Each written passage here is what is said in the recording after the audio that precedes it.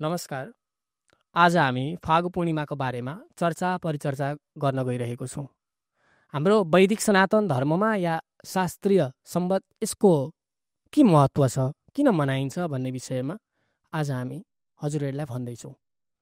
जस्तै हाम्रो पूर्वीय दर्शन या पूर्वीय वाङ्मयको मेन सिद्धान्त भनेको सत्यम परम धीमहि, सत्य वस्तुको खोज गर्नु, सत्यको ध्यान गर्नु, सत्यलाई अनुकरण गर्नु नै हाम्रो वास्तविक धर्म हो। जस्तै एक समयको कुरा हो, हिरण्यकश्यप नाम गरेका एकजना राजा थिए। कुनै ठाउँमा तपाईँहरू सम्झिनुहोस्, एउटा एरियामा हिरण्यकश्यप गरेका राजा थिए। ऊ एकदमै दुष्ट, दुराचारी, हिंसक, अरूलाई दुःख दिने प्रवृत्तिका व्यक्ति थिए। ती राजाको स्वभाव कस्तो थियो? अत्यन्त दुष्ट थियो। र उनको एउटा पुत्र भयो, उसको नाम थियो प्रह्लाद। हामीले प्रह्लादलाई एकदमै ठुलो भक्तको रूपमा हाम्रो इतिहासले बयान गरेको छ।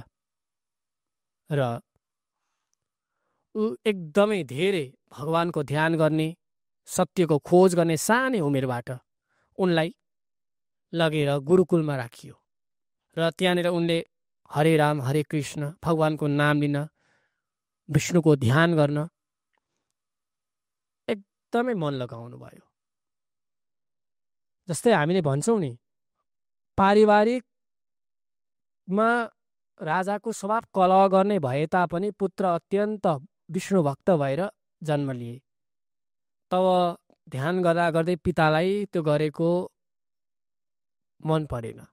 मन नपरिसकेपछि उनकी बहिनी होलिकालाई त्यो प्रह्लादलाई चाहिँ यसरी सुधार भनेर, यो हाम्रै स्वभावको हुनुपर्छ, अरूलाई पनि दुःख दिनुपर्छ भन्ने खालको ज्ञान यिनलाई देऊ भनेर भन्दाखेरि चाहिँ ल्याइन्। प्रह्लादलाई भगवानको नाम होइन, दुराचारहरू सिकाइन्।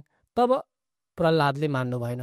प्रह्लादले सदा सर्वदा भगवान विष्णुलाई नै ध्यान गरेर बस्नुभयो। उहाँले विष्णुको खोजमा लाग्नुभयो, भगवान श्रीकृष्णको खोजमा लाग्नुभयो, ध्यान गर्नुभयो, भगवानहरूको नाम स्मरण गर्नुभयो। तब यो चिजहरू चाहिँ उनलाई पचेन, उनलाई इच्छा लागेन। तब चाहिँ होलिकाले चाहिँ एक दिन निर्णय गर्छन् कि अघिल्लो दिन बेलुका चाहिँ प्रह्लादलाई काखमा राखेर आगोमा बसेर प्रह्लादलाई जलाएर त्यहाँ मार्न खोज्छिन्। तब मार्न खोज्दाखेरि चाहिँ के हुन्छ भन्दाखेरि चाहिँ होलिकालाई भगवानले पहिला नै उनले एकदमै भगवानलाई प्रसन्न पारेर वरदान लिएको हुन्छ कि आगोमा चाहिँ उसलाई कसैले जलाएर मार्न सक्दैन भन्ने वरदान भगवानले दिनुभएको हुन्छ। तब प्रह्लादलाई राखेर त्यसरी जलाउन खोज्दाखेरि चाहिँ होलिका आफै जलेर मर्नु पर्यो। अर्थात् मानिसले हामीले कुकर्म गर्छौँ भने, हामीले दुराचार भएर हामी अगाडि बढ्छौँ भने भगवानले त्यो दुराचारीलाई नाश गर्नको लागि पनि भनिन्छ गीतामा, यदा यदा हि धर्मस्य ग्लानिर्भवति भारत अभ्युत्थानमधर्मस्य तदात्मानं सृजाम्यहम् परित्राणाय साधूनां विनाशाय च दुष्कृतां धर्म संस्थापनार्थाय सम्भवामि युगे युगे। जब राम्रा मान्छेप्रति, इमान्दार व्यक्तिप्रति जब दुराचार हुन्छ, दुस्साहस मान्छेले गर्छ, तब ती व्यक्तिहरूलाई नाश गर्नको लागि, ती व्यक्तिहरूलाई सफा पार्नको लागि सोझा ब्राह्मण, गौ, इमान्दार, सन्त व्यक्तिहरूलाई जब दुष्टहरूले चाहिँ दुःख दिन्छन्, तब भगवानले म आफै जन्म लिन्छु, म ती दिएको वरदान पनि खोज्छु भनेर चाहिँ भगवानले यदा यदा हि धर्मस्य ग्लानिर्भवति भारत अभ्युत्थानमधर्मस्य तदात्मानं सृजाम्यहम् परित्राणाय साधूनां विनाशाय च दुष्कृतां धर्म संस्थापनार्थाय सम्भवामि युगे युगे।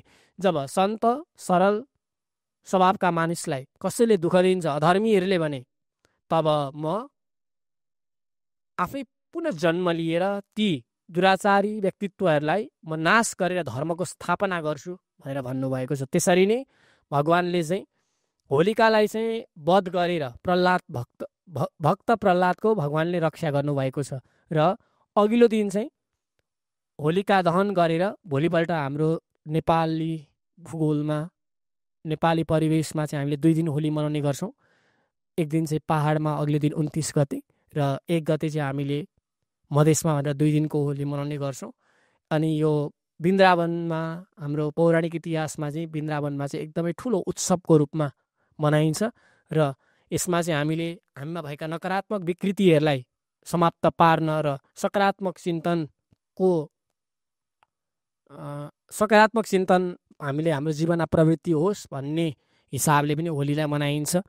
यो फागु पूर्णिमामा रङहरूले नै किन होली खेलिन्छ भन्दाखेरि चाहिँ यो मौसम परिवर्तन हुने समय हो। वसन्त ऋतुमा चाहिँ एकदमै धेरै ज्वरो, रुगाखोकी, विभिन्न प्रकारका रोगहरू चाहिँ आउने गर्छन् र त्यतिखेर चाहिँ विभिन्न प्रकृतिबाट उत्पादन गरेर निकालिएको रङहरूले चाहिँ होली खेलेर उत्सव मनाउने गरिन्थ्यो।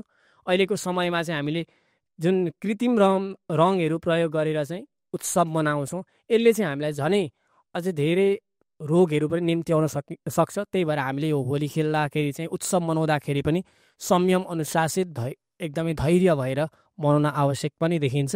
हजुरहरू सम्पूर्ण महानुभावहरूलाई फागु पूर्णिमाको हार्दिक मङ्गलमय शुभकामना।